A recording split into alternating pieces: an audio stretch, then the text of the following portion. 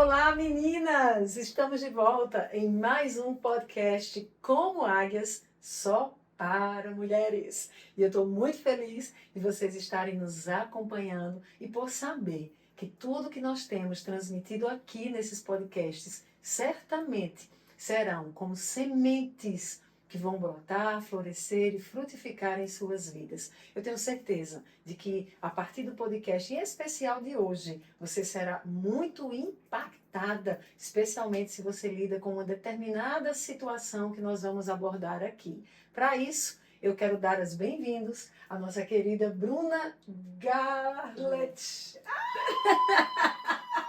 Eu queria ter uma edição agora para botar as palminhas. Bateu na trave. Foi. Foi. Garlet. Mas eu consegui, gente. Depois de algumas tentativas frustradas, mas estamos aqui. E a Bruna vai se apresentar, porque ela veio da Alemanha, né?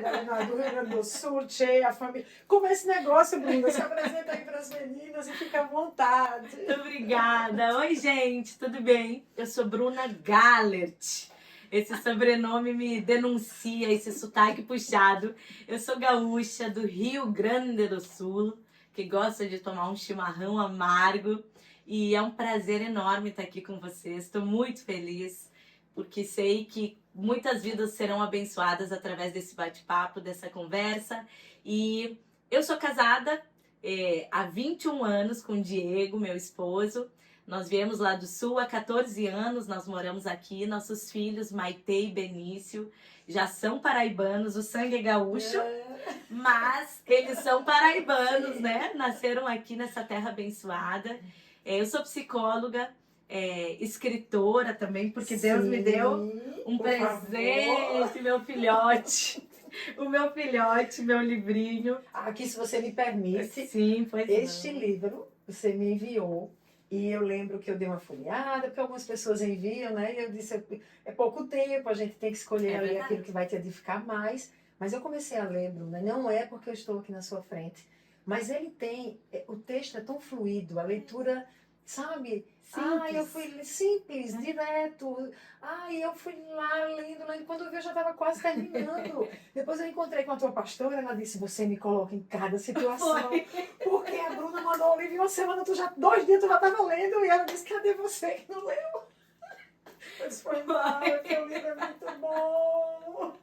Que bênção. E eu oro ao Senhor que Ele possa chegar Amém. às mãos de todas aquelas que se sentem aprisionadas pelo medo. Amém. E possam, a partir dos testemunhos, de alguns ensinamentos que você faz aqui, tão simples, né? Elas possam, de fato, como águias, né? Voar aos altos céus. Amém, amém. Então a gente vai deixar ele aqui, né? Sim. Bota aí, Vamos deixar aqui, ó. todo mundo O merchan fica aqui. Eu tenho vivido a realidade de muitas mulheres com um grande potencial. Sim. Sabe, mulheres que carregam lindos dons. Meu Deus, elas são tão capazes, elas são maravilhosas, mas elas estão assim. Como se as suas asas de águias estivessem encolhidas. E elas estão aprisionadas. E é tão assustador pelo medo, pela ansiedade do que poderia acontecer. Então, a gente fez 2 podcasts, um sobre propósito, o outro eu trouxe a líder da clínica de cura interior, abordamos como ela foi curada do câncer, Uau. pela fé, em declaração, enfim. Mas enquanto eu estava lá com ela, o Senhor me trazia você à mente. E me vinha o seu nome, e ele sabe dizer o seu nome sem errar, então não tem perigo, Bruna Gallet. E ele me dizia, as minhas filhas também precisam de cura, porque muitas vezes o medo e a ansiedade é um câncer da alma. Exato. Eu falei hoje essa palavra. Uau! Hoje. Meu Deus. Eu falei, é como um câncer na alma. Meu Deus, então a gente tá ligadíssimo. Tá ligadíssimo. O verde, tá tudo ligado aqui. É verdade. A gente nem combinou. Nem combinamos. O Senhor Fiquei sabe muito todas as impressionada, coisas. o alinhamento. Então, Bruno, eu queria que você falasse sobre isso, porque a intenção dos nossos podcasts é que as mulheres consigam alcançar os lugares altos que Deus tem para elas. E esses lugares altos são os lugares de liberdade, de voos livres, para que voem como águias. Sim. Então, mas o medo e a ansiedade prende, Puxa. né? Puxa para baixo. Então, eu queria que você contasse como foi com você. Na sua história, quando é que Bruna se percebeu uma águia assustada, aprisionada, com as asinhas assim recolhidas? Como foi isso? Quando eu comecei a me fechar, né? Quando minhas asinhas, de fato, porque eu nasci num lar cristão, meus pais sempre foram. Aos 9 anos eu me batizei, entreguei minha vida ao Senhor. Consciente. Consciente. Foi minha primeira experiência com o Espírito Santo, no dia do meu batismo. Foi muito lindo. Só que eu vinha de uma igreja bem tradicional. Então, o Espírito Santo era uma coisa que a gente convivia muito, assim. Jesus, mas para mim espírito era só no espiritismo. Não tinha um espírito Não era vivo. excessivo, Não se era. relacionava. Não. Mas eu lembro da primeira vez que eu ouvi, porque quando eu saí do meu batismo, meu pai foi a primeira pessoa que me abraçou. E eu lembro que a alegria que eu senti era uma alegria diferente. Eu era uma criança e para mim aquele sentimento era um sentimento novo. E aí eu lembro que eu abracei meu pai e eu disse, o que é isso que eu tô sentindo? Eu não sabia falar em palavras o que eu tava sentindo. E aí eu lembro quando ele me disse, foi a primeira vez que eu ouvi, filha, isso é o Espírito Santo. O meu pai me disse. E aí eu lembro que eu gravei aquilo, falei, então é alguma coisa boa. Esse espírito é uma coisa boa. Eu sabia quem era Jesus, eu sabia tudo sobre Jesus, mas não sobre o Espírito Santo. E aí aquilo me marcou. Então eu sempre fui uma pessoa que eu cresci nesse ambiente e eu sempre fui muito apaixonada e sempre muito animada e sempre envolvida, desde sempre no louvor. Sempre, desde pequenininha, aos 3 aninhos já participava na igreja, sempre muito ativo. Meus pais eram do louvor, minha irmã era do louvor, então eu sempre tive essas asas para voar. Aí meu pai adoeceu. De repente, meu pai adoeceu, começou com dores de cabeça e como todo bom brasileiro, a gente só toma um Dorflex e passa. Não vai investigar, não vai ver o que é. Nesse meio tempo, quando meu pai começou com dores de cabeça, minha mãe descobriu que estava grávida. Eu tinha 17 anos. E aí, assim que a minha mãe descobriu que estava grávida... Era só você? Eu e minha irmã mais velha, Martina. Isso. E era... Ai, Martina, eu conheço Martina. Conhece? Há uma câmera agora para dar uma rodada no nosso estúdio, vem Martina. No cantinho. No cantinho do castigo. Elisa, depois eu tiro uma foto que eu tô pensando na edição, a gente colocar para vocês não ficarem curiosos. Martina, ela vai fazer uns takes, uns videozinhos aqui, né? Fazer os bastidores.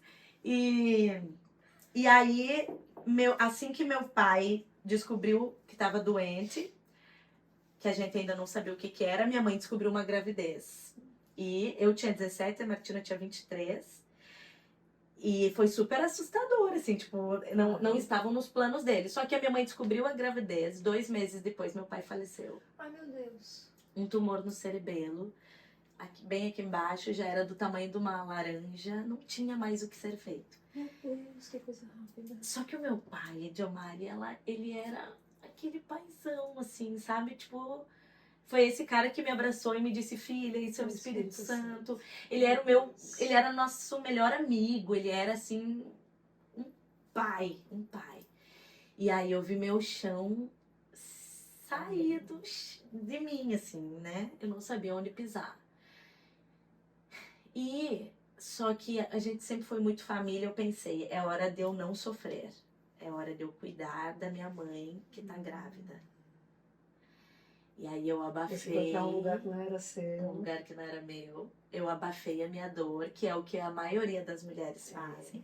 E que a gente tem mania de fazer sempre por alguém. Sim. A gente cala o nosso choro. Instinto maternal, né? Eu acho, só pode. Só pode. Porque minhas pacientes, hoje todo mundo, abafa o choro em algum momento da vida por alguém, por algo. É incrível. E aí, de fato, eu abafei meu choro. E eu lembro que quando a minha mãe me olhava, eu dava um jeito de sorrir.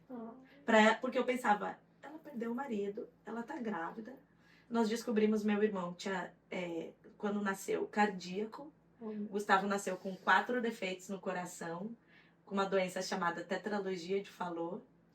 E aí eu pensei, ela perdeu o marido, tá viúva, com um filho cardíaco, o que ela menos precisa é de uma filha dando piti, né? Com choro e triste.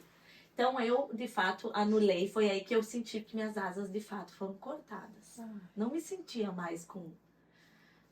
Pra nada, Livre assim. pra Livre nada. pra nada, livre pra nada. Eu pensei, meus sonhos pareciam ter sido frustrados naquela hora, porque eu tava imaginando, iniciando uma juventude, eu tinha tantos planos, eu queria fazer uma faculdade, eu queria viajar, eu queria muita coisa, mas de repente eu não tinha como. Minha mãe sempre foi artesã, então meu pai não deixou recursos para nós, então a gente de fato não tinha. Eu fui trabalhar, arrumar um emprego, minha mãe já trabalhava, a gente foi sustentar a casa, ajudar minha mãe, cuidar de um Se bebê. virar. Então, com 3 mulheres, com um bebezinho recém-nascido ali, a gente foi dar conta da vida. E aquela dor ali, pulsando, e eu abafando. E ela queria pulsar, e eu abafava. E aí, com o tempo, o corpo fala aquilo que a mente tá carregada. E aí começaram os sintomas: taquicardia, tremedeira, falta de ar, sensação de enlouquecimento, dores físicas. O corpo começou a falar aquilo que a mente precisava. E é muito interessante, Guilmar, porque eu pensava várias vezes, eu acho que eu tô ficando endemoniada. Meu Deus. É o medo de quem sofre de ansiedade, sabia? Você já teve pacientes que sentiam isso? A Muito maioria. comum. A maioria. Na maioria das lives que eu faço, essa é a palavra. Ou nas igrejas que eu prego, quando eu falo, gente, eu tinha a sensação de estar endemoniada. Eu percebo a reação, tipo, eu também, alguém tá me identificando, alguém tá detectando o que eu sinto, porque às vezes a gente tem vergonha de falar o que pensa, sim. né? E isso também nos aprisiona e nos Nossa. impede de voar. Então, eu fui ficando presa dentro desse lugar e não falava pra ninguém, porque a gente também tem dificuldade de verbalizar as nossas dores, Sim. tem vergonha do que os outros vão achar. Imagina. No ambiente cristão, eu acredito que tenha um peso muito grande. Há muito aquela precipitação em condenar por falta de fé. Exato. Né? De confiança em Deus. Muito. Por que você está assim? Isso é frescura, para de pensar nisso, muda o pensamento, vai pensar outra coisa. Mas não sai, aquilo fica batendo. E de fato são armadilhas onde Satanás ele se apropria para ir criando as fortalezas, né? Sim. Ele vai criando as fortalezas, eu vou acreditando naquilo que está vindo e vou me aprisionando dentro daquele lugar. E aí é um processo para a gente quebrar, né? Verdade. Que é onde você entra também com o seu projeto, Sim, com o seu sim, ministério. certamente. A gente tem vivido em Jesus. Tem uma irmã que disse assim, olha, o que Jesus está fazendo, vocês vai ficarem 5 anos talvez em terapia. Porque é incrível. Sim. Como há momentos em que Jesus leva ao lugar onde houve uma causa de um determinado trauma, ou uma situação de perda, de dor, e ali é uma mentira crida. E essa mentira que é aprisionada. Edilmar, Jesus nos leva nos lugares onde nem a gente acessa. Uhum. Eu não tenho como acessar lugares, nem em mim e nem no meu paciente. Outro. Eu não acesso esse lugar, é só o Senhor que tem poder de acessar. Porque já mudou o âmbito, já não é mais aqui nessa realidade. Não. A gente já está no âmbito espiritual, a gente já está em outro nível. Então, sim, Jesus acessa esses lugares onde nem eu, se for a minha história, nenhum psicólogo vai acessar essa área. É só o sangue de Jesus que acessa. E é só ele que quebra essa fortaleza. É isso. É só ele. É muito lindo, porque quando ele diz, eu sou o caminho, a verdade. Uau! Esses 2 elementos. Caminho pelo qual você trilha, a verdade que te liberta e então você pode seguir. Exato. Tira você dessa área de aprisionamento. Exato. Paralisia. Agora você segue o caminho. Mas para isso a verdade te liberta. Exato. Segue. Eu sou. É tremendo. Mas você, mas você ainda não estava... Você tinha Jesus. Tinha. Mas você estava agora vivendo uma nova realidade pelas circunstâncias que você enfrentou. Uhum. Isso eu acho tão importante a gente falar, porque muitas pessoas, elas nem se abrem à possibilidade de conversar sobre estarem sentindo que eu sou crente. Exato. E vão dizer que é falta de fé. Você não tá, você tem falta de fé. Exato, eu não posso sentir. Como assim? Eu não creio, eu não... Então elas nem se permitem parar para refletir. O que está acontecendo na minha vida e está mudando e eu estou achando que eu não sou mais a mesma. Você percebe que teve uma hora, não era mais você. Não era. Não era mais você. E aí, Bruna, você tinha os sintomas de taquicardia, você falou. Sim, todos. Calafrio, tinha calafrio na nuca, no corpo. Então eu tava deitada, de repente meu coração acelerava. Imagina, eu só dizia, o que que tá acontecendo? Ficava assustada com o que tava sentindo. Você disse que chegava a suspeitar de ser endemoniamento, Sim, né? eu pensava, porque a cabeça fica tão acelerada, até hoje tem os estudos que falam sobre a síndrome do pensamento acelerado. Sim, A nossa mente, ela tá tão cheia de agitada, né? informação, tanto pensamento ruim, um monte de coisas ruins, né, vem, e se acontecer comigo? E se eu também tiver isso? E se eu morrer? E se acontecer alguma coisa? A gente fica catastrofizando a nossa própria vida e vai acreditando nessa E catástrofe. não tem limite, Não né? tem limite. Não tem limite. Você catastrofiza em várias frentes. Em várias. É saúde, eu imagino que seja acidente, o medo de Toda acidente, hora. tudo. Toda hora. Só qual é a grande chave? A gente acredita nessa imaginação. Tá. Aí ela se torna uma verdade. E aí eu começo a paralisar minha vida. Por quê? Porque essa catastrofização ela é real e eu Isso vou vai tentar me acontecer. proteger de alguma maneira.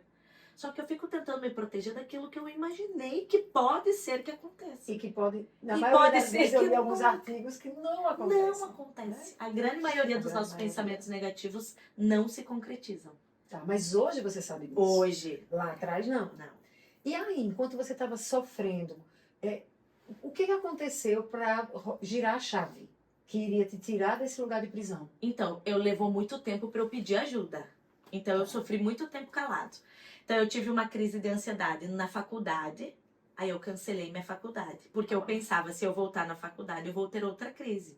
Porque a gente idealiza que os lugares é que nos fazem mal. A gente não consegue identificar quem é a Fica gente. dentro. Tá aqui. Então, eu fui na faculdade, eu cancelei a faculdade. Eu tive uma crise no Ministério de Louvor, indo na igreja. Eu ia perguntar isso, se já aconteceu Tive, na igreja. paralisei no púlpito, sim, e tentando procurar o fôlego, e eu já não enxergava mais ninguém, mas consegui ficar. Eu não cantei, mas eu lembro que eu segurei o microfone, eu me tremia assim, e eu fiquei ali até parar, porque a crise de ansiedade, ela tem um pico e ela passa. Tá. Mas durante esse pico a gente acha que vai virar, Surtar. que vai surtar. Então, aí eu tava trabalhando, porque precisei arrumar emprego para ajudar minha mãe. Tive uma crise dentro do meu trabalho. Aí eu pedi demissão. Eu ia dizer, então o trabalho já virou um lugar que você Não. passa a acreditar que teria sempre. Teria sempre. Então eu falei, não vou voltar nunca mais aqui. Aí quando eu fui fazendo isso, minha mãe nem sabia porque estava afundada nas questões do meu Sim, irmão. Era a vida imagino. dele que estava em risco. Quando um dia eu não fui trabalhar, aí minha mãe percebeu. Ela, filha, tu não vai trabalhar? Aí eu, falou. Aí ela, por quê? Eu pensei, agora ou eu falo, porque tava engasgado aqui, ou eu falei, mãe, eu não sei o que tá acontecendo, e daí já comecei a chorar. Não sei o que tá acontecendo, eu tô com medo, todos os lugares eu sinto medo, meu coração treme, eu acho que eu tenho um problema do coração também, porque meu irmão não nasceu cardíaco. Eu devo ter um problema e vocês nunca descobriram. E eu tô mal. Aí foi quando ela disse, minha filha, como é que você ficou todo esse tempo em silêncio? E na minha cabeça catastrófica, o que eu pensava? Se eu falar pra minha mãe, ela vai se estressar, ela vai ficar chateada. Também pensava o pior. Eu precisava respeitar. E na hora que eu falei, ela me acolheu. Por isso que o que a gente pensa geralmente não acontece. Ela disse, filha, como é que tu não me falou uma coisa dessas? Há quanto tempo tá assim? Eu, há meses, há muito tempo. E aí naquele mesmo dia, minha tia, que morava do lado da casa da minha mãe, que ela é irmã do meu pai, ela falou, hoje nós vamos num cardiologista. E aí me levou num cardiologista. Então, pânico nem era conversado sobre isso. Imagina, isso foi em 2002. Nossa, mais de 20 anos. Não eram falados sobre os transtornos. Ediomari, eu morava no interior do Rio Grande do Sul, uma cidade muito pequena. Então, essas coisas de transtorno, de psicólogo, de psiquiatra... Eu acho que hoje, em algumas cidades, eu acho que é difícil. Com certeza. Então, pra mim, aquilo era tipo... Como assim? Vão me levar pra um psiquiatra? Pronto, ganhei meu atestado de loucura. Eu, de fato, perdi o controle. Então, tu imagina que eu ia imaginar que hoje eu estaria aqui? naquela realidade Não, lá. jamais. Eu imagino Jesus me olhando e dizendo, Ô, aguenta firme que tu nem sabe onde tu vai, bafônica. Hashtag sabe nada, inocente. Sabe de nada. Na hora da aflição a gente acha que o mundo acabou. Game over, né? Mas o Senhor vê a nossa selfie lá na frente. Ai, Né? amei isso, você vai ver nossa selfie. Elisa, anota isso, Elisa. Sim. E aí eu fui pro cardiologista, fiz exames. E aí, deu nada, ele claro. disse, Bruna, você não tem nada, isso é emocional. E quando eu cheguei, ele disse, você já está num nível grave de depressão. Nossa, Bruna. Quantas pessoas não fazem ideia de que estão diagnosticadas? Sim. E quantos familiares acham que aquilo é bobagem e não atentam para uma questão tão importante. Não.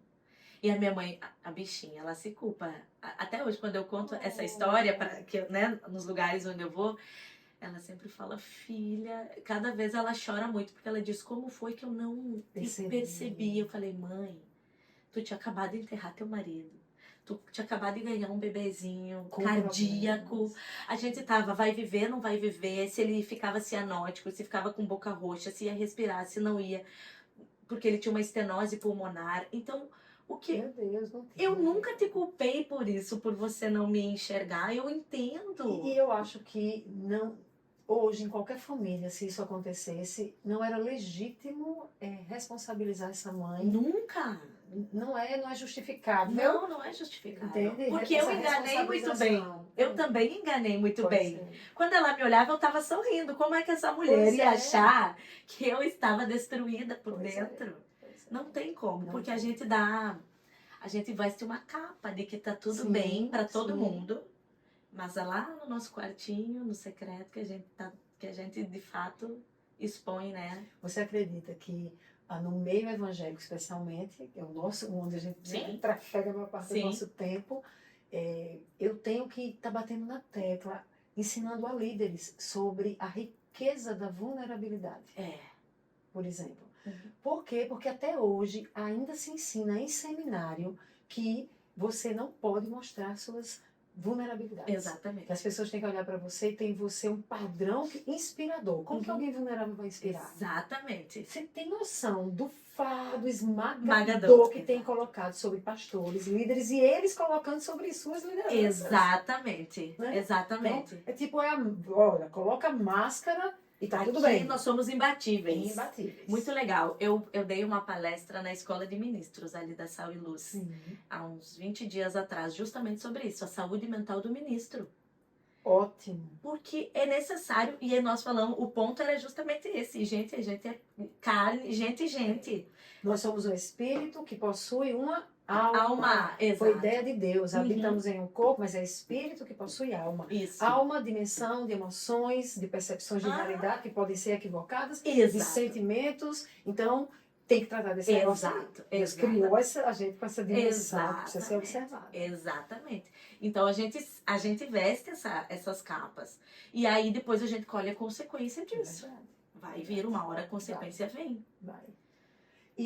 Mas, ok, sua mãe leva para o médico diz que não é nada emocional. E agora, no interior, um diagnóstico emocional, como é que faz isso? Aí nós fomos pro psiquiatra. Aí eu pensei, realmente, eu enlouqueci. E aí eu fui, porque eu cheguei num nível, Edilmar, que eu acreditei tanto nos medos da minha mente, que eu passei muito tempo presa dentro do meu quarto, porque eu cheguei a acreditar que eu não respirava, que não tinha oxigênio fora do meu quarto. Meu Deus. Só no meu quarto. Então, e você tinha quantos anos, mais ou menos, tu lembra? 18 para 19 anos. 19 anos. E aí eu lembro que eu queria ir no banheiro, a minha mãe cuidando do meu irmão, e eu lembro de algumas vezes eu chamar ela para ela me dar a mão, para eu conseguir ir no banheiro fazer xixi. Meu Deus. Porque eu tinha medo do trajeto do meu quarto até o banheiro. Quando eu voltava, que eu entrava dentro do meu quarto, eu fazia... Voltou o fôlego. Era só aqui. Era só naquele lugar. E aí eu comecei a tomar medicação, né? O psiquiatra começou a me dar. Eu lembro que se eu lesse assim, ó, pânico, eu tinha taquicardia na hora. Porque eu me identificava. Isso aqui vai me enlouquecer, isso vai me tirar do meu eixo. Tudo era uma ameaça. toda hora eu tava com uma sensação de ameaça. Então, se eu tô com uma sensação de ameaça, o tempo todo Você está em estado de alerta. eu tô em estado constante. de alerta e o meu cérebro tá liberando lá o que? Cortisol, adrenalina. Então, eu tô... O cortisol é o hormônio do estresse, então eu tô toda hora agitada, toda hora com medo. E o corpo vai sempre reagir àquilo. Hoje eu entendo isso, mas na época eu não sabia de absolutamente nada. E aí eu comecei a tomar o remédio. Só que antidepressivo é um pouquinho chato de tomar, assim, nos primeiros dias. Dependendo da pessoa, pode ter algumas reações adversas. E eu tive bastante reações. Então, os primeiros dias do antidepressivo, a sensação é que ele te piora ao invés de te melhorar. Tu pensa, meu Deus, isso aqui tá me matando. Ou seja, eu já Tá estava piorando. ruim, piorou a Piorou. situação. Era só que eu dizia, esse médico tá me dando uma coisa que tá me deixando pior. Mas leva ali em torno de 4 a 8 semanas, começam os efeitos do antidepressivo. E aí, quando esses efeitos começaram, junto, aliado à terapeuta, minha mãe, tinha uma psicóloga na nossa igreja, tia Lana, Deus provê, né? Ai, Deus é mandou bom. um anjo desse céu, né? Mandou pra me ajudar.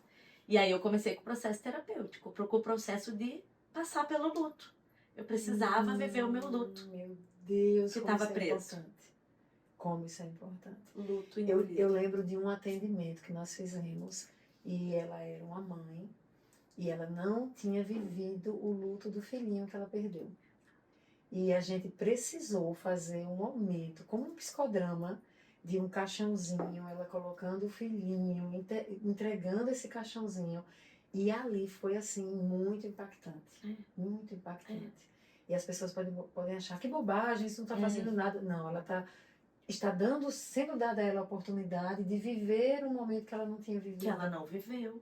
É muito sério. É muito sério, é muito. Precisa ser elaborado. A gente precisa, né? Precisa se organizar dentro disso, porque a minha dor é diferente da tua. E a maneira como eu vou reagir é diferente, as nossas manifestações são diferentes.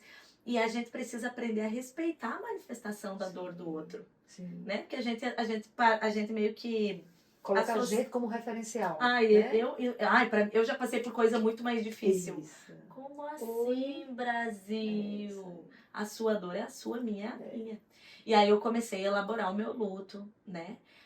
O luto da doença do meu irmão, porque é muito ruim tu receber um bebê que não tá saudável. Sim. Então isso também eu aprendi que era um processo de luto É um também. processo traumático, né? Traumático, né? Então fomos passando por tudo isso e aí eu lembro que de fato eu pensei, eu preciso sair desse lugar. Deus, eu preciso sair desse lugar.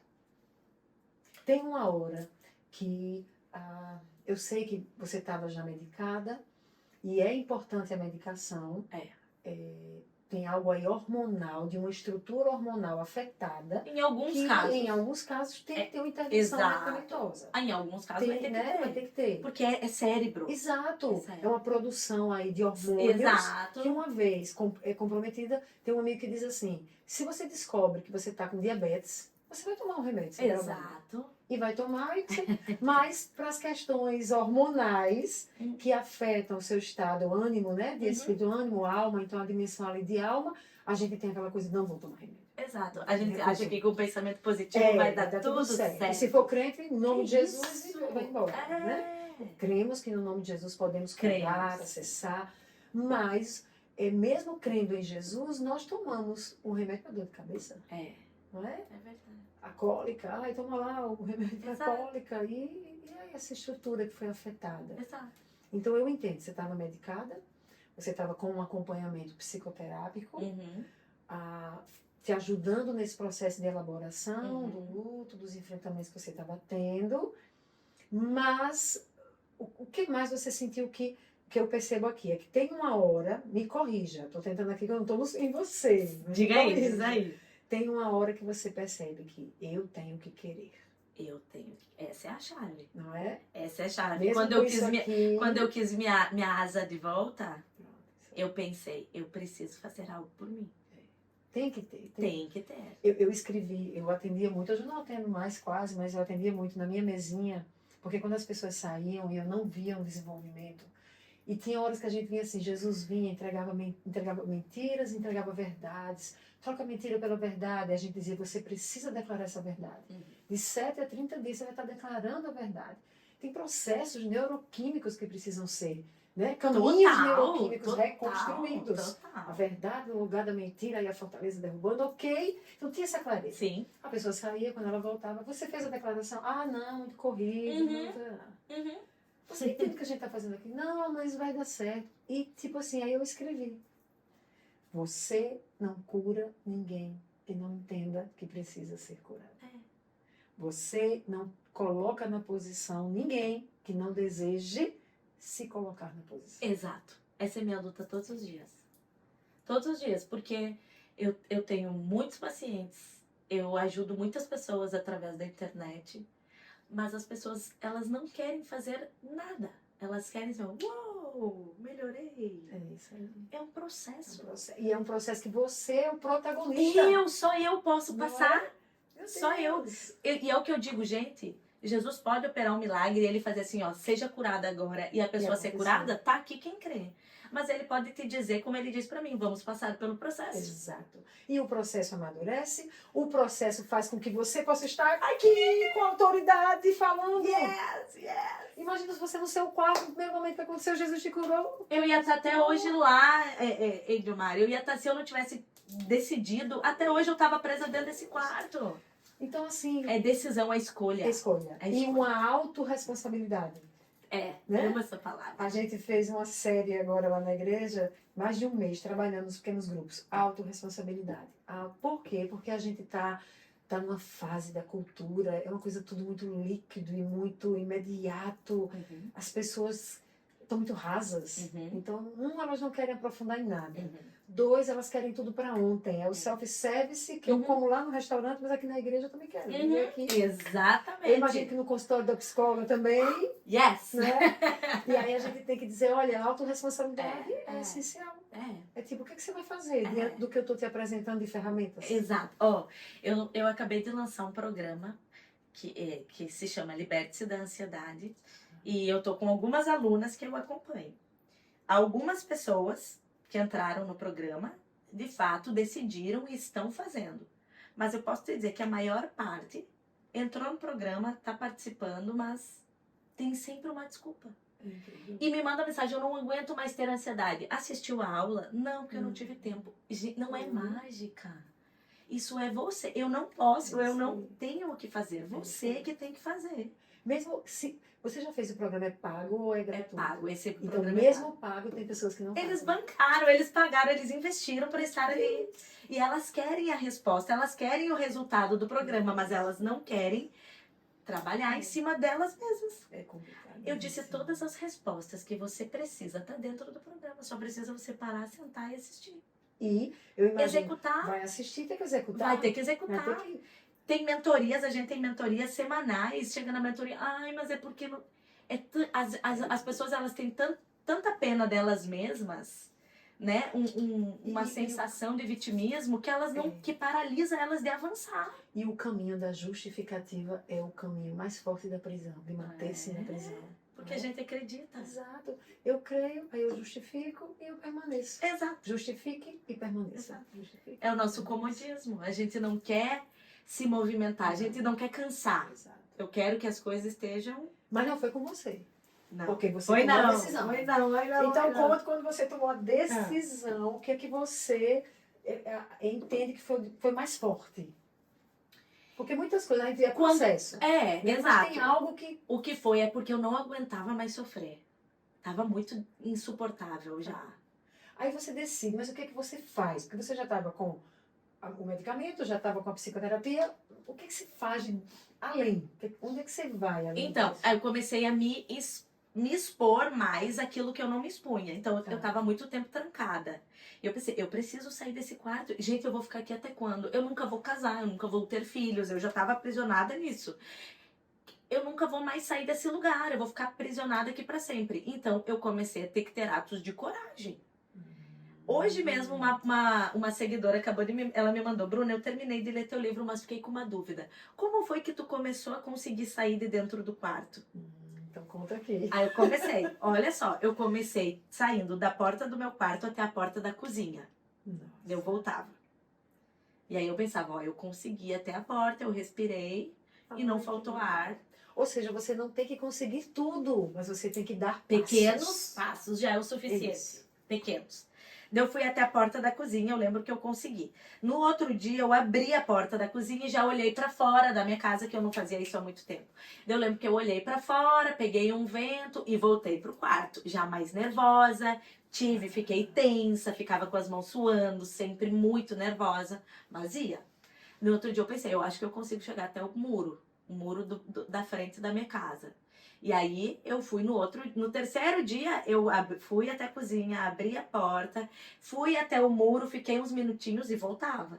Então, hoje eu entendo. Escreve um livro, Bruna, superação. Estou aqui vendo a capa, superação. Amém. Como você foi se superando passo a passo. Hoje na psicologia a gente chama isso de processo de dessensibilização. É quando a gente vai dessensibilizando o medo, a gente vai percebendo que ele tá mais aqui do que na realidade. Então eu fui indo, aí eu lembro que um dia eu tentei atravessar a rua, porque na esquina da minha casa tinha uma padaria. Então eu pensei, eu acho que eu consigo ir até a padaria. Aí no dia que eu quis ir até a padaria, eu não consegui. Eu atravessei a rua e a padaria ainda tinha que andar mais alguns metros. Não, daí já é demais. Voltei. Então, foram pequenos passos que eu fui dando para poder sair daquele lugar. E aí... com esforço, com sofrimento. Sofrimento, né? esforço. Não estava o sol brilhando já, não. Você estava ali com a névoa, mas você precisou dar. Eu precisava, eu tinha que sair, eu tinha que me movimentar, precisava fazer alguma coisa, porque senão eu ia ficar presa no medo. Porque a gente acredita e ele se torna real, porque a gente sente no corpo. E é tudo mentira da mente. Por isso que eu falo sobre isso. A ansiedade, ela é uma distorção cognitiva. É uma distorção, é como se eu botasse um óculos com uma lente que não é a realidade. Isso aí. Né? Hoje a gente está na cura interior, eu fiz assim um modelinho. Eu vou aproveitar esse podcast para falar sobre isso, porque, Bruna, eu tenho sentido a necessidade de, no âmbito da igreja, corrigir um ensino que tem sido tão maligno, tem feito tanto mal, e a gente não percebe. Sim. É tipo assim, você entende que as pessoas que você atende, elas estão em sofrimento? Sim. Elas estão em sofrimento. Total. Mas aquilo lá, você estava em sofrimento? Muito. Estava. Mas o seu sofrimento era porque especificamente alguém te ofendeu, alguém te causou dano, ou é porque você estava presa em mentiras? Estava presa em mentiras. Mas o que acontece na igreja? A gente se acostumou a dizer assim, fulano foi ferido. Porque fulano está sofrendo. Ela está sofrendo. Aí fulano foi ferido. Libera o perdão. A gente acostumou a dizer isso, libera o perdão. O perdão virou um assunto tratado de maneira leviana. É verdade. E aí um dia desse eu postei, fiz uma enquete e 75% das pessoas que responderam a enquete dizendo que estava correta. A frase era: a pessoa não te fez mal, mas você entendeu o evangelho. Você vai até ela e pede perdão. Certo? Todo mundo certo. Entendeu o evangelho? Pede perdão. Mas se eu tenho uma pessoa, Bruna, que está presa numa mentira, ela está em sofrimento porque ela acreditou numa mentira, e eu vou lá e reforço a mentira que ela crê, ela vai ser liberta da dor? Então é tipo assim, eu passei por Bruna, eu uso lentes distorcidas, e Bruna estava preocupada porque tinha que pegar o menino na escola daqui a pouco, estava nervosa, nem me viu. Aí eu penso, a lente. Bruna não gosta de mim, eu sabia. Ela se acha melhor do que eu. Aí eu saí. Bruna se acha melhor do que eu. Porque ela não gosta de mim. Aí cheguei na igreja, Bruna é terrível, ela se acha melhor do que eu. Aí vai lá no pastor, o pastor, perdoe Bruna, minha filha, perdoe Bruna, libere o perdão. Aí a pessoa, eu perdoo Bruna porque ela não gosta de mim. Está melhor? Estou. Mas não está, ela continua carregando mentira. As mentiras. Daqui a pouco ela continua no sofrimento, isso não tem fim. É e a gente aprendeu só a dizer, você foi ferido? Perdoe. Isso não é ferida, isso é mentira. Ferida. Tem que ser arrancada essa mentira, é só com verdade. Exato. Até porque o pai da mentira, né? É o que lança na nossa mente. Agora, alcançar a verdade dá trabalho. Trabalho. Vezes, né? E recebê-la. Mas essas bichinhas, dessas lentes distorcidas, isso merece aqui ser muito falado, muito. É verdade. Porque a pessoa crê naquilo, mas é a lente. Então, enquanto não tirar a lente, não tem outro caminho para a cura dela. Tem não. Não é perdão, não é mão imposta, não é declarar 10, é acesso à verdade. é aprender a pensar no que pensa também, né? Ótimo. Eu amo quando você Interpretar fala isso, isso. pensar o que pensa, As pessoas não avaliar o que sabem. pensa, Exato. né? Validar o que eu estou pensando. Por que eu tô pensando isso? Questionar o seu próprio pensamento. Porque as pessoas pensam e elas, eita, é isso. Não, Não. calma aí. Por que eu tô pensando isso? Da onde veio? Por que surgiu isso? Exato. Isso tá baseado em quê? Em quê? Da onde que eu tirei isso? É possível validar se está certo ou errado? Valide. Isso, exatamente. Você concorda comigo? Exato. Valide. Exato. Então, ok, mas olha que coisa linda. Você olhou para a padaria. Eu quero chegar lá.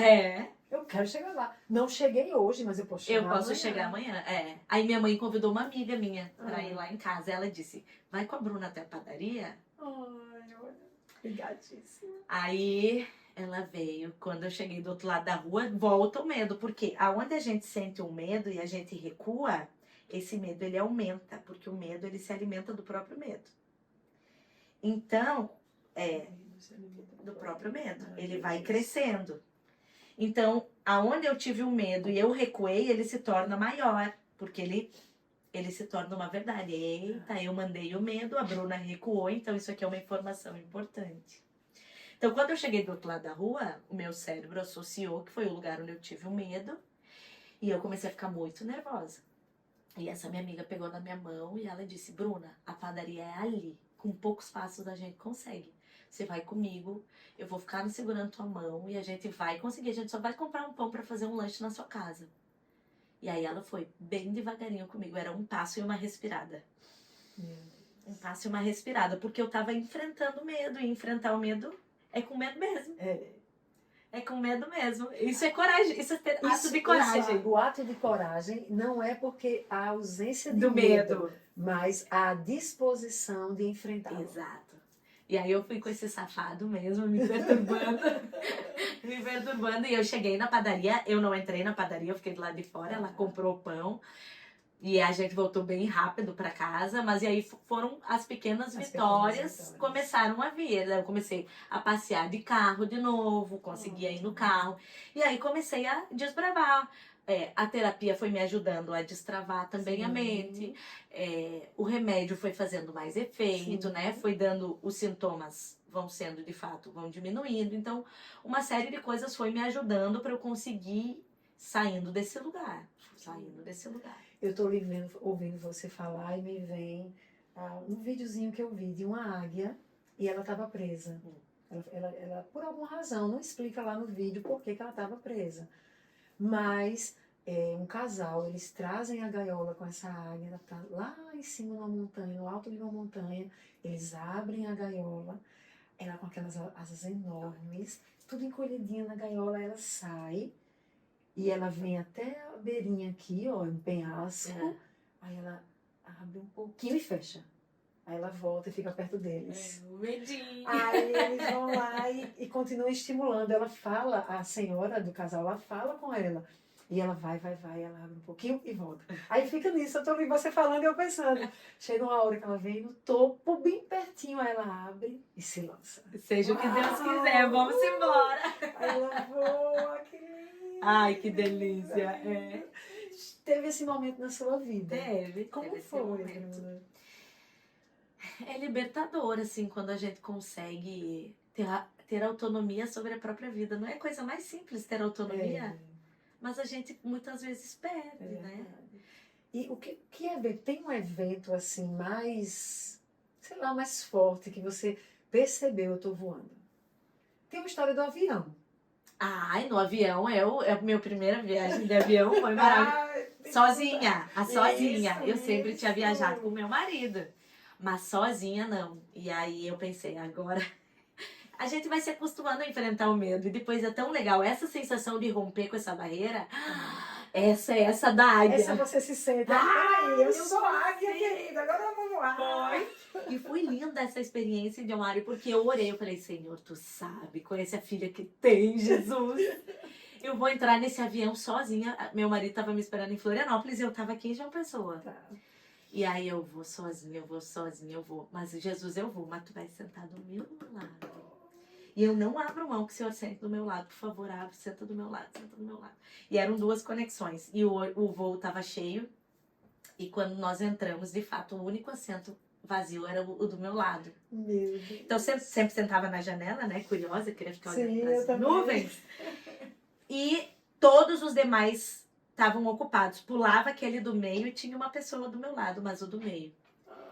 Aí eu botava a mão assim, eu dizia, Jesus, estão de mão dada. Eu lembro que eu botava a mão na seta. Eu acho que a pessoa devia achar que, olha... E eu aqui, ó, de mãozinha dada com o Espírito Santo. E foi a viagem. Quando aquele avião chegou, né, que vai dar aquelas tremelicadinhas. Mas quando chega lá em cima, que dá aquela... Que eu parei, que eu me dei conta que eu tava ali de mão dada, assim, desse jeito.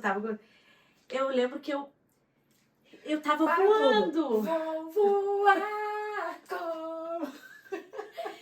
Voando, e aquela sensação de segurança. Eu tava me sentindo segura porque eu tinha a total certeza que o Senhor estava ali comigo, eu tinha certeza. E aquela sensação de eu consigo romper com os medos que a minha mente cria. Eu consigo. Isso não quer dizer que as coisas não possam acontecer diferentes do que a gente idealiza. Sim. Mas é não paralisar a minha vida em prol de uma possibilidade, de uma hipótese que eu crio negativa. Sim. Então, essa sensação de eu consigo, o Senhor tá comigo, e é isso que Ele quer mesmo, que eu seja corajosa, que eu dê esses passos, foi maravilhoso. Fiz uma pausa, acho que em São Paulo, de São Paulo para Florianópolis tinha outro voo, novamente o voo estava lotado, eu troquei o assento e do meu lado estava vazio. Eu tenho um ditado, esse Deus não é jeito nenhum. É jeito não, é jeito não. Quando parou, Joana, eu levantava, eu olhava para todos os lados dentro daquele avião para olhar se tinha outra cadeira vazia. Não tinha, eu me emocionei muito nessa segunda e fui de novo de mãozinha dada, assim. E esse é o nosso Deus, que faz a gente romper essas barreiras, que se alegra, né? Eu imagino a alegria dele de me ver conseguindo fazer aquela coisa que parece ser tão simples, né? Isso você já estava casado, ou seja, você já tinha rompido, já estava... Então, quando eu comecei com tudo isso, eu já namorava meu marido. Eu não sei como ele ficou comigo, hein, Diomar? Vamos cantar? Esse Deus a gente não... Porque foi Deus purinho, querida? Deus puro, porque eu não sei como ele ficou comigo. Porque se eu tinha reservado esse homem para mim mesmo. E hoje ele palestra comigo também, ele conta a versão, como ele se sentia, que é muito legal. Tô acabando de ter uma ideia. O nosso Como Águias sempre foi para mulheres, mas a gente tem uma parte que é o seminário, que você já ministrou também lá, né? Um retiro. E a gente vai ter agora, em outubro, um retiro que Deus falou assim, esse é para homens e mulheres juntos, é um desafio para nós. Então vai ter uma palestra para homens. E eu estava lá com o pessoal e a gente dizendo medo. Esse medo é Bruna. Eu não abro mais de Bruna, isso ela não possa, mas é ela dando a palestra. Meu Deus!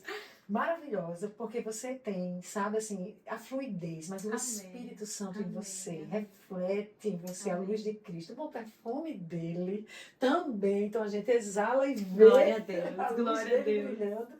E sem contar a instrumentalidade que você adquiriu também, mas associada à autoridade que você carrega, pela experiência, mas por carregá-lo em você. Sim. Então, meu Deus, essa combinação é perfeita. Sim, é o Master, é o Plus. Como é que você chama? O quê? Bafônica. Bafônica. E aí, ontem, Elisa, o que é o bafônica? É bafônica, é maravilhoso, é o ápice do maravilhoso. Aí eu hoje falei contigo, não sei o que, eu digo, bafônica, mas amanhã não tem isso. Esse aí não, bafônica. Tem, claro que tem. Homem maravilhoso, Zé. E ela ficou tipo assim, meu Deus. Mas eu sou das tuas, Edilara, eu sou das tuas. E a gente tava discutindo sobre a palestra do medo, eu disse, gente, não vai rolar essa palestra para os homens. Porque eles vão ficar, isso é mimimi, isso é... não. Então eu disse, o que é que a gente faz? Eu vou deixar a Bruna com as mulheres e a gente tira os homens para outro lugar com outra palestra. Mas agora, você me falando, tá me vindo, se você dá essa palestra com ele também pode falar do lado de quem acompanha quem sofre, que geralmente os homens têm uma esposa, às vezes, que tem mais ansiedade, porque a gente manifesta mais as nossas emoções. Isso tem vários estudos, não é? Muito nas mulheres. Os índices de ansiedade sempre são mais altos em nós, nas mulheres. E aí o Diego fala justamente dessa parte de o tanto que ele sofreu também em me ver. O que a Sim. gente começou a ter que fazer para dar conta do nosso casamento, porque é difícil quando tem alguém com um transtorno. Sim. O cônjuge não tem, então, tipo, eu tinha medo, ele dizia, do quê? Pra ele é tipo, Oi? alô? Então, ele fala esse lado de quem sofre e traz também, a gente traz as estratégias que a gente utilizou para nosso casamento poder fluir, dar certo. Coisa linda. É. Que lindo. É. Uau. Dieguito querido. Dieguito Fiquei é preparada. Estamos Vem pro aqui, Águias. estamos aqui. E você foi, então foi pro curso. Como é que foi no curso? Qual curso? O de psicologia. Ai, Tava sim. trancado lá no Então, passado. estava trancado, e aí quando eu fiz, Quer dizer, eu supus que era psicologia que você trancou. Já era psicologia, não? não, primeiro eu fui ser professora. Ah, tá. Eu fazia anos iniciais, era o nome do curso de psicologia. Do curso de psicologia, não, para ser professora, para eu Pedagogia. lecionar, como se fosse da primeira à quarta série, para ser professora assim. E aí eu tranquei esse curso, porque naquela época, como meu pai tinha falecido, o que eu podia pagar era esse curso, que dava, porque a gente estava trabalhando, né? Tá. Eu e minha irmã, a gente dividia as contas junto com a minha mãe, então era isso que eu podia pagar, e eu fui estudar para não parar, porque eu sempre gostei de estudar, Sim. então eu não queria parar. Mas dentro de mim a psicologia gritava, mas eu não tinha condições. Tá. E na minha cidade não tinha uma faculdade pública do estado, não tinha. Então, eu também não queria ir embora e deixar minha mãe, né, com um bebezinho pequeno, Sim. enfim. Então eu fui estudando aquilo. Só que a psicologia sempre gritou dentro de mim. Quando passou mais ou menos uns 2, 3 anos, depois que eu tranquei, que eu comecei o tratamento e tal, eu lembro que o Diego falou, Bruna, faz psicologia, eu te ajudo a pagar. E a gente namorava na época e eu fui fazer. Aí a minha irmã, Martina, que dava os cheques na faculdade, as promessas, vamos pagar, vamos pagar. Jesus. E aí eu comecei a estudar na faculdade, comecei em 2008, parei. Comecei psicologia em 2008. Aí o Diego se formou. E aí vamos embora para Santa Catarina procurar emprego, procurar algo melhor, porque cidadezinha pequena. E eu pensava, eu vou patinar aqui para sempre. Meu trabalho, eu era secretária de médico e o nosso salário, tipo, não, eu e o Diego, a gente queria casar, a gente queria dar conta da nossa vida, mas com aqueles salários que lá na minha cidade poderia era pagar, normal, né? Para condição financeira. E a gente queria mais, a gente queria voos maiores. Sim. Porque eu já tava me sentindo mais forte, então minha asinha já Sim, tá vendo que eu já tinha uma ela tendência tava ao voo. coçando lá pra voar. Já tinha uma tendência ao voo, né? E aí, vamos tentar algo melhor, vamos para uma cidade maior. Daí nós fomos para Florianópolis, que é em Santa Catarina. É 800 quilômetros da minha cidade. Porque o Diego se formou em administração. Quando ele se formou em administração, na minha cabeça e na dele, tipo assim, o lacrador da administração, o melhor emprego de Florianópolis, vou ter que dar pro meu marido, porque ele tem um formado em administração. Ele como é a palavrinha? Bom, qual é a palavra que tu esbafou? Bafônico. Bafônico. Lacração. Eu falei, o melhor administrador dessa Florianópolis é meu marido. Acabou de sair da faculdade, então a gente saiu de lá idealizando que a gente ia bombar. E aí? A realidade, Diomari, glória a Deus pela realidade que nos faz ter o pé no chão. Sim. Meu sogro começou a nos ajudar a pagar o aluguel da casa. Eu consegui o emprego antes do que o Diego. No final das contas, ele já estava mandando assim, currículo para qualquer situação. Ele conseguiu um trabalho para vender maquineta de cartão de crédito na rua, assim, nos empreendimentos. Então era assim, lá, se foi o administrador, vamos para a realidade. Meu Deus, é isso aí. Eu consegui uma vaga para trabalhar, primeiro naqueles call center, que é o que tem de monte, né? Depois fui pro Boticário, aí era vendedora do Boticário e o Diego foi vender essas maquinetas. E aí, só que de tantos currículos que ele jogou, né, lá pelas tantas, uma fábrica chamou ele, que é da Marisol, que é das roupas da Lilica Ripilica. Ah, tá. E aí falou, olha, a gente viu que tu é recém-formado, graças a Deus alguém nos viu. E tem um processo trainee dentro da empresa. Tu tem interesse? E aí o salário já era bem mais do que nós dois juntávamos. E ele, tenho, ufa! E aí ele começou o processo trainee e eram muitos candidatos e de fato ele era o melhor administrador, porque ele ganhou a vaga. Ele, o bafônico entrou e aí eles, quando terminou o processo trainee, eles falaram, olha Diego, a nossa loja que mais precisa de cuidados é João Pessoa, na Paraíba. Ah, é assim que você chegou aqui. E aí ele falou, João Pessoa, onde fica Paraíba, gente? A gente desorienta lá no sul, não sabia. Faz ideia, fato. Vamos pra Paraíba. Ele falou, Bruna, vamos pra Paraíba. Eu falei, Diego, pra Paraíba? Deixa eu pegar meus kits aqui. Meu Deus, eu vou pra Paraíba. Deu medo. Será que eu vou ter que pegar meus remédios de volta? Olha aquela sensação, né? Vou dar um passo, mas vem as inseguranças. Então, outra realidade. Longe de tudo. Eu falei, agora eu tô longe de casa mesmo.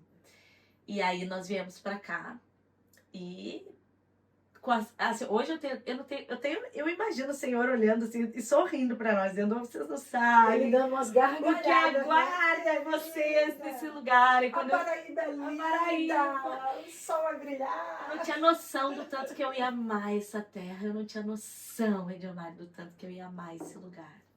Eu não tinha noção do que Deus faria comigo aqui. Sim.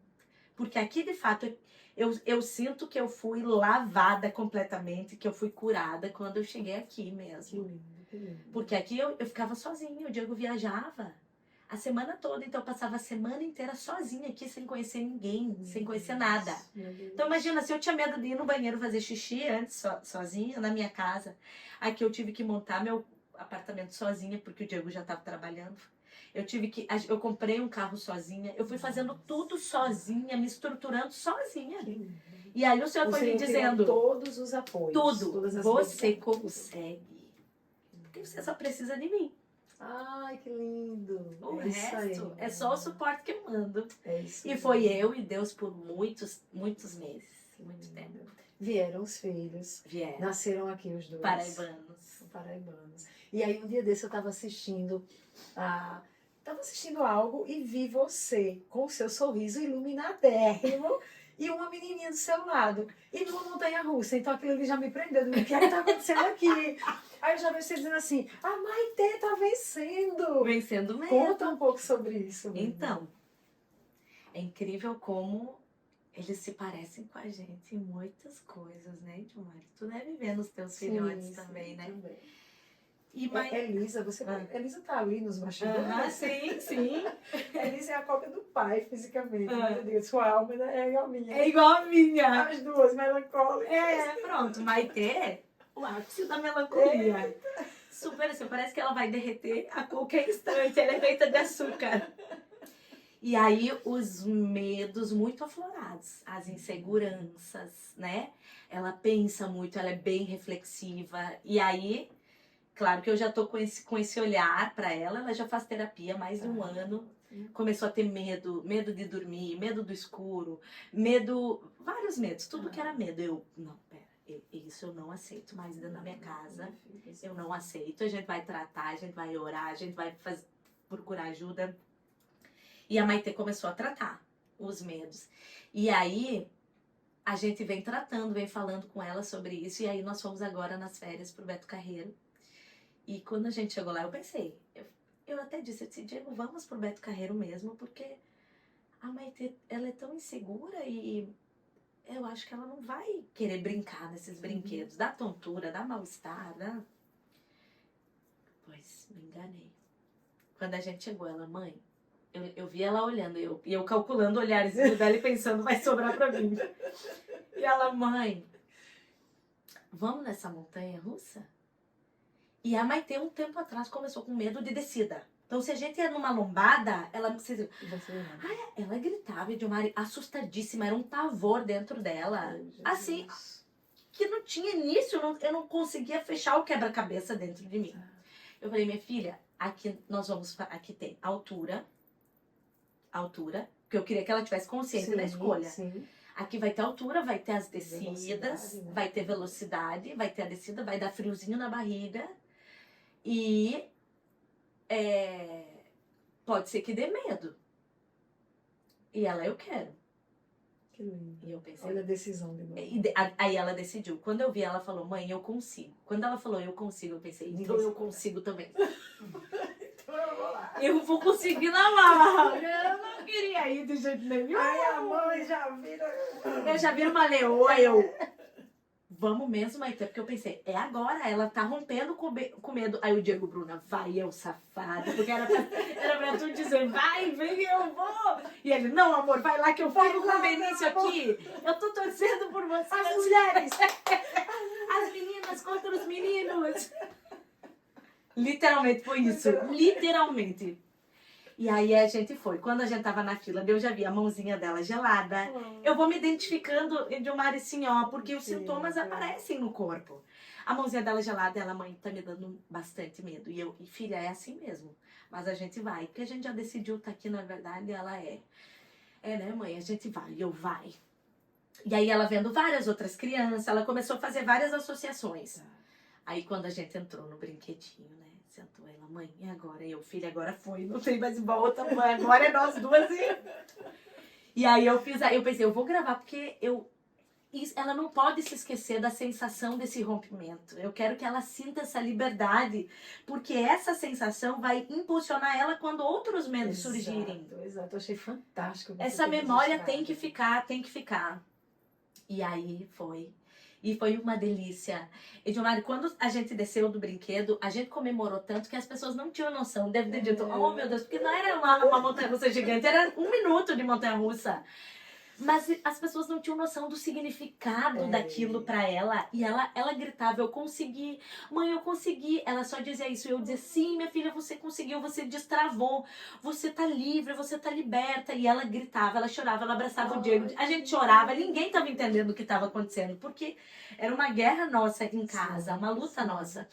Então... E vocês celebraram essas pequenas vitórias. Celebrar. Que são gigantes, na verdade. Gigantes, né? Gigantes. Tem que celebrar. Tem que celebrar. Tem que celebrar. Qualquer... Eu digo para minha paciente, conseguiu ir do quarto à cozinha? Celebra. Conseguiu ir até... Celebra. Tem que validar. O cérebro tem que entender o tanto que aquilo ali é importante. E registrar. Ele deixar esse registro. Registro. Porque toda celebração a gente tem liberação de química neural. Toda vez que a gente tem uma emoção forte, tanto de medo, de pavor, como de alegria, a gente libera uma carga de química. E tudo que é químico vicia. Sim. Então, às vezes o cérebro está viciado num monte de carga negativa, mas a gente tem que ensinar ele a se viciar em coisas boas. Então, é a tal da dopamina. Da dopamina. Tem que liberar, porque ele vai registrar. E aí ele vai se lembrar disso mais vezes. Essa memória vem mais forte. Então, foi muito importante, lindo. Foi muito legal. Foi maravilhoso. Foi maravilhoso. Ô, Bruna, a gente vai ter que caminhar para o fim. Vamos lá. A gente conversaria horas, né? Ia fluir aqui, meu Deus. Mas quem sabe, né? A gente volta e faz um segundo round. É isso aí. Mas eu queria saber, assim, o que você poderia dizer a partir do seu histórico, das suas vivências e também do conhecimento que você adquiriu, tudo isso frente à realidade da atuação de Jesus na sua vida?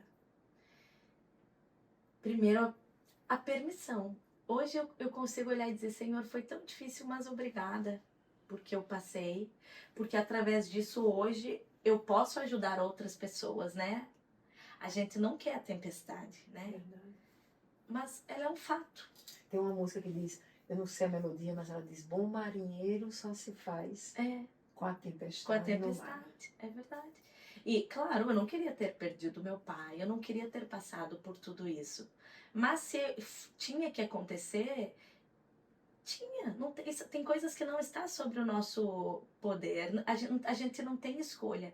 O que eu posso fazer com isso que aconteceu? Como que eu posso fazer isso se transformar na Em minha algo vida? bom. Então, é só o Senhor, só Jesus que pode transformar essa maldição em bênção. Só É isso Jesus aí. pode transformar esse caos, esse deserto em jardim. Sim, ele faz com maestria. É só Ele que pode, porque eu não teria força para fazer isso, Edilmari. Eu não consigo.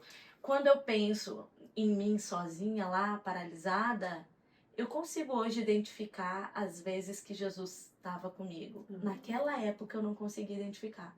Tanto que isso eu conto no meu livro. A minha pior crise de pânico, eu fui dentro do chuveiro.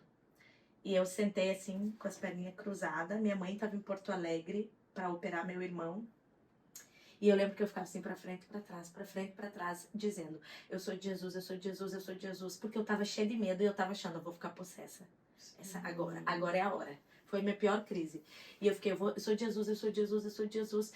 E eu dizia: Deus, Deus, eu sou tua, toma minha mente, não me deixa enlouquecer. Eu acho que o Satanás tá me dominando, mas aonde que tu estás? Porque eu não tô conseguindo ver a luz do fim do túnel, né?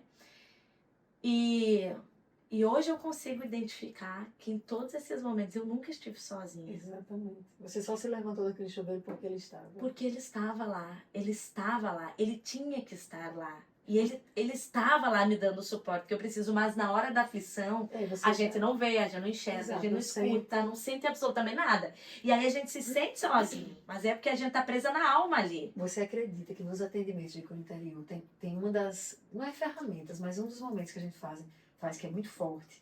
A gente faz a coisa de reviver a dor vivida, o momento de dor, da causa. A gente chama muito de raiz, para arrancar a raiz. A mentira crida, a verdade, para trocar pela mentira. E tem uma hora que a gente pergunta assim: peça a Jesus para mostrar onde ele estava. Isso.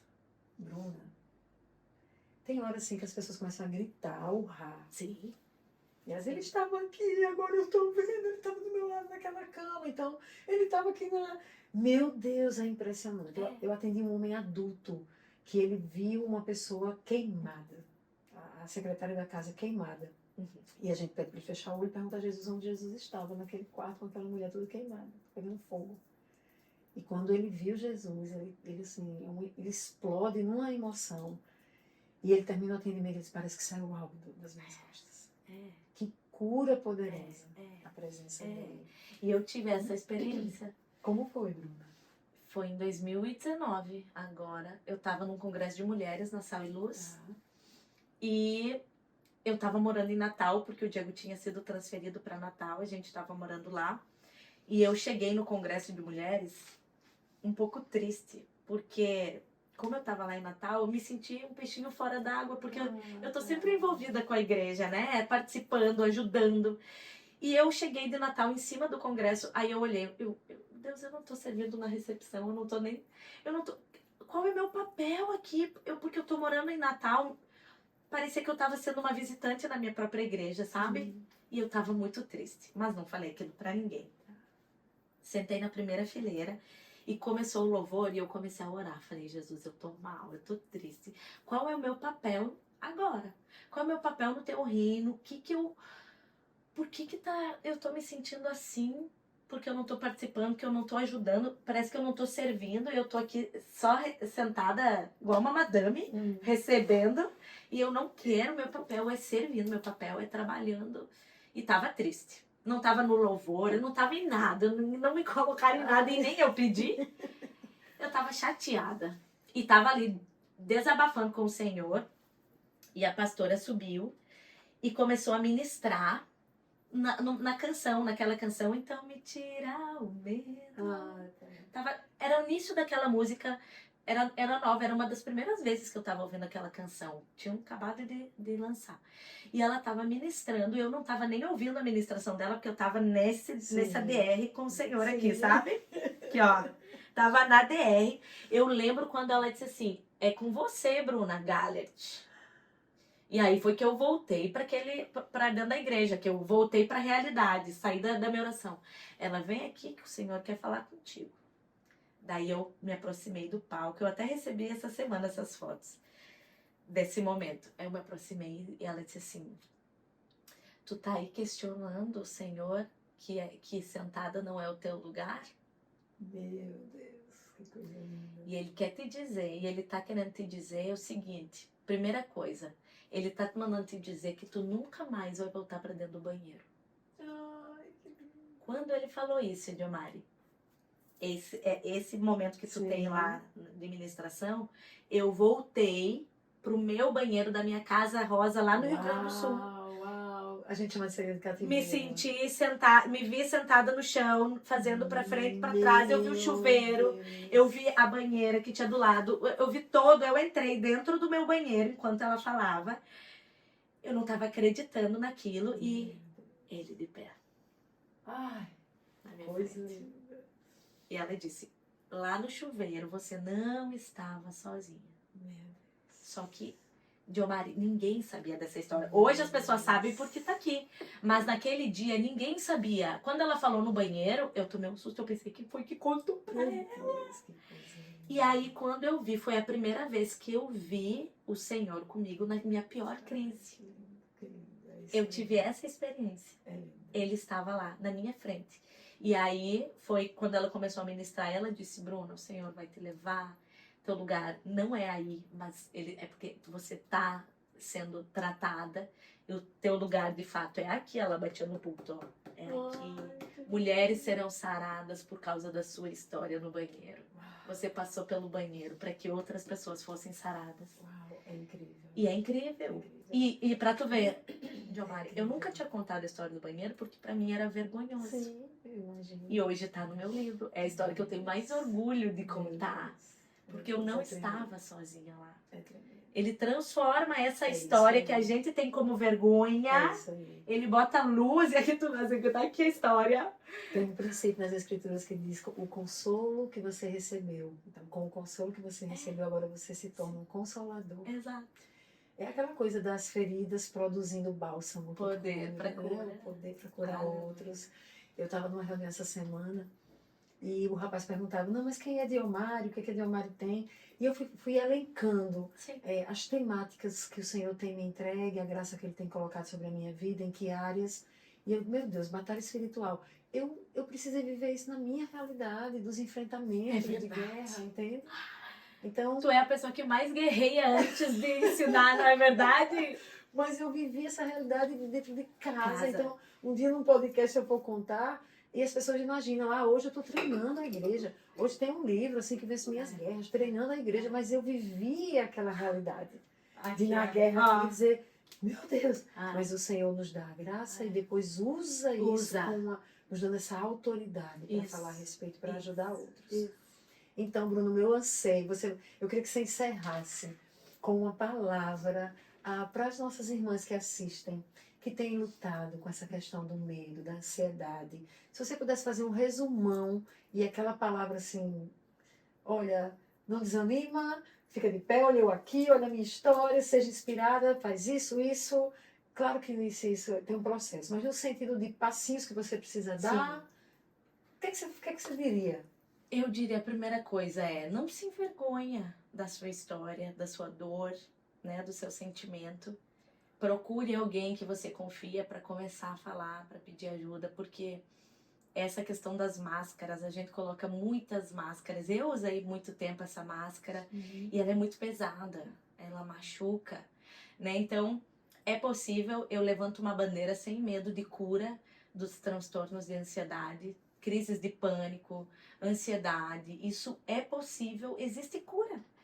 Eu sou uma mulher curada. Isso. Eu sou uma mulher liberta há mais de 17 anos eu não tenho uma crise. Aleluia. E sei que não vou ter mais. Amém. Então, é possível, desde que você se posicione, desde que você decida por você, olhe para você, valide suas dores, suas lutas, né? E procura alguém para conversar. O que eu posso fazer? O que eu tenho agora que eu posso manipular para melhorar a minha vida? Porque a vida é agora, Diomari. Não é amanhã, não foi ontem. O que eu tenho para viver é o que eu estou vivendo agora, nesse exato momento. Então, o amanhã que a gente fica idealizando, que a gente fica negativando, catastrofizando, ele nem está sob nossas mãos, ele pertence ao Senhor. Jesus está dizendo, olha, o que vocês têm é esse momento, esse presente agora. Que por isso que o nome é presente. É uma dádiva viver agora. Então, como que eu posso viver agora de uma maneira mais leve, né? De uma maneira mais tranquila, livre dos medos. Parece tão surreal na nossa realidade hoje, né? Mas é possível. É possível. É possível a pessoa se sentir abundante, super abundante.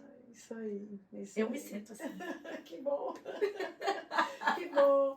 Ai, Bruna, muito bom. Espero que o seu livro Paz ao Entardecer possa alcançar muitas vidas. O meu tá todo riscadinho. Muito tá bem. vendo? Deixa eu escolher aqui um que eu coloquei exclamação. Muitas vezes o toque, o afeto, o contato e a compreensão já são ferramentas suficientes para afastar o medo. Foi exatamente o que aconteceu com minha filha. Eu conto de Maitê também, né? aí eu conto o início de Maitê. É tocar e dizer, eu tô contigo, vai dar tudo certo, pode contar comigo, eu não tô aqui pra te julgar, eu tô aqui pra te amparar. Às vezes é só isso, isso Só já isso, né? Você não tem que dar uma de psicólogo, deixa com o psicólogo, mas vai lá e abraça, demonstra afeto. Colhe. É isso, É isso aí. que a gente quer, é isso que a gente precisa. É isso. Então, amei a nossa conversa. Eu amei Espero que a também. gente tenha mais oportunidades. Amém. E que muitas mulheres, não sei se você atende homens também. Atendo adultos. Adultos, né? Adultos em geral, homens e Tá. mulheres. Mas como esse podcast é para as águias mulheres. Isso, para as bafônicas. Então, para as bafônicas. Então, olha, bafoniquérrimas, porque já tem o meu eu agora aí. Essa aqui é Bruna. E você pode entrar em contato com Bruna nas redes sociais. Diz tua rede social, Bruna. @Bruna Gallert. Gallert, Gallert. por favor. Vocês, por favor, minha gente. Negócio de Gallert. Gallert. E vocês vão acompanhar a Bruna. Ela tem lives maravilhosas. Ela tem um programa que você falou. Como é o nome do programa? Liberte-se da ansiedade. Liberte-se da ansiedade. E Bruna ministra. Enfim, que você possa procurar os meios, né? E Bruna é um desses meios que Papis pode usar para a sua vida. Um beijo grande. Um beijo, Deus te obrigada. Tu é uma Obrigada. inspiração para mim. E é um prazer, eu sempre amo estar com você. Obrigada. Que bom, eu também, verdadeiro, viu? Agora, antes de terminar, pensaram que ia terminar, querido, não, fica aí. Fica aí que meu podcast é diferente. Meu podcast é diferente. Olha lá os bastidores. Elisa! E Martina, no cantinho do castigo. Minha gente, eu disse que ela ia ficar com o né? Não deu ainda.